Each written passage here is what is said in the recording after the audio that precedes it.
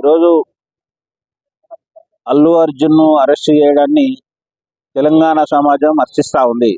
ఎందుకంటే గతంలో కూడా ఎవరు కూడా ఇటువంటి సాహసోపేత నిర్ణయం తీసుకోవాలి, ఏ ప్రభుత్వం కూడా. మరి ఈ ప్రభుత్వము ఒక అభిమాని ఆయన ఏమంటున్నాడు, అల్లు అర్జున్ నాకు సంబంధం లేదు, కేసు కొట్టానని చెప్పి నేను కోర్టుకోయాడు. నిజంగా సిగ్గు అనిపిస్తలేదండి మీరు? ఒక అంటే రీల్లో నటించి 100 కోట్లు ఈరోజు రెమ్యునరేషన్ తీసుకొని హీరోయిజం కాదు. నిజంగా అట్లా సంఘటన జరిగినప్పుడు ఆ ఇంటికి వెళ్ళి ఆ ఇంటిని పరామర్శించి వాళ్ళకి అండగా ఉంటానని ధైర్యం చెప్పడం నిజంగా అది హీరోయిజం. అటువంటి హీరో మనకు కావాలి. కానీ ఏదో స్మగ్లింగ్ నువ్వు చేసిన పాత్ర ఏంటి? దేశోద్ధారక సినిమా తీసినావు, లేకపోతే స్వాతంత్ర సమయం అనుకుంటున్నావు.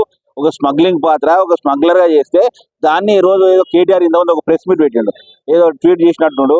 ఆయన అరెస్ట్ చేయడం జాతీయ అవార్డు గైతని, జాతీయ అవార్డు గైతేనే అరెస్ట్ చేయాలి, అరెస్ట్ చేయకూడదని రూల్ ఉంది చట్ట భారతదేశంలో. ఇంతకంటే గొప్ప సినిమా జేబీఎం తీసిండు, దానికి అవార్డు రాలేదు. దానికి ఎవరి కారణం? నీకు అవార్డు ఎట్లకెళ్ళి వచ్చింది? ఎన్ని లాబింగ్ చేసి అవార్డు వచ్చింది? ఈరోజు తెలంగాణ ప్రజలకు, భారతదేశంలో అంతా తెలుసు.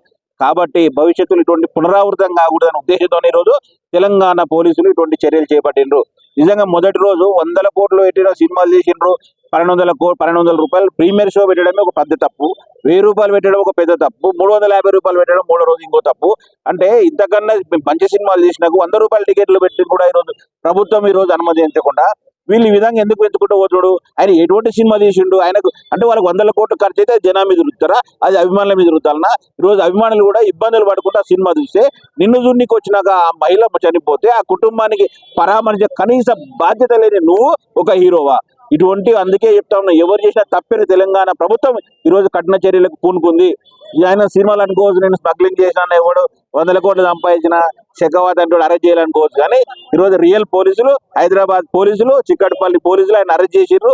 ఈ నిజంగా ఈ సందర్భంగా హైదరాబాద్ పోలీసులకు మేము విజ్ఞప్తి చేస్తా ఉన్నాం, వాళ్ళని హర్షిస్తా ఉన్నాం, హ్యాట్సాప్ చెప్తా ఉన్నాం. ఇటువంటి చర్యలు పునరావృతం కావాలంటే భవిష్యత్తులో కూడా ఇలాంటి చర్యలు చేపట్టాలి.